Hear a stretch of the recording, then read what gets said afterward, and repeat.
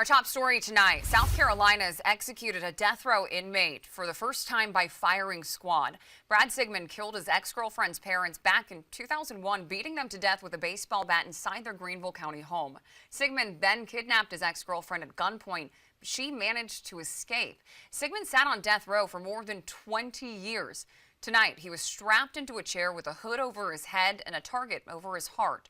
3 shooters with live ammo fired from 15 feet away.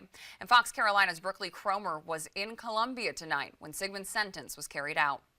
South Carolina has carried out the first firing squad execution in state history. Brad Sigmon was pronounced dead at 6:08 p.m., just 3 minutes after 3 shots were fired into his chest. That shot being fired, it does, everybody in that room flinches.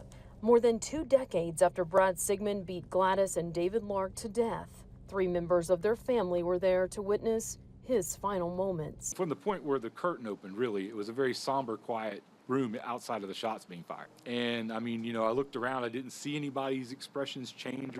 3 reporters witnessing the execution said Sigmon seemed calm.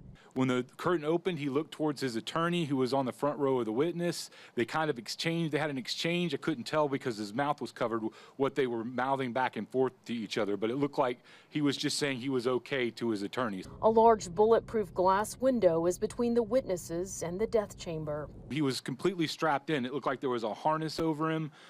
There was a strap over his head. His ankles were shackled. He had a covering over his mouth that, was from about here down. A prison employee placed a target with a bullseye over Sigmon's heart. A prison employee got a hood, put the hood over Sigmon's head.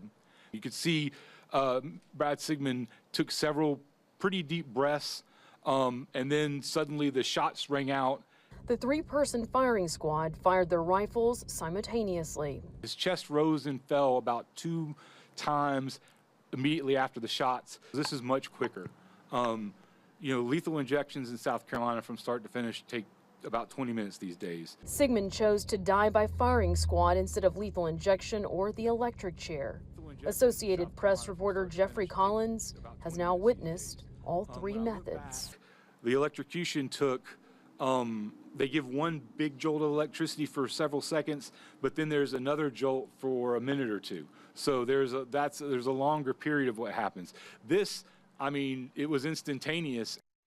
Sigmon is the 4th death row inmate to be executed in South Carolina since September.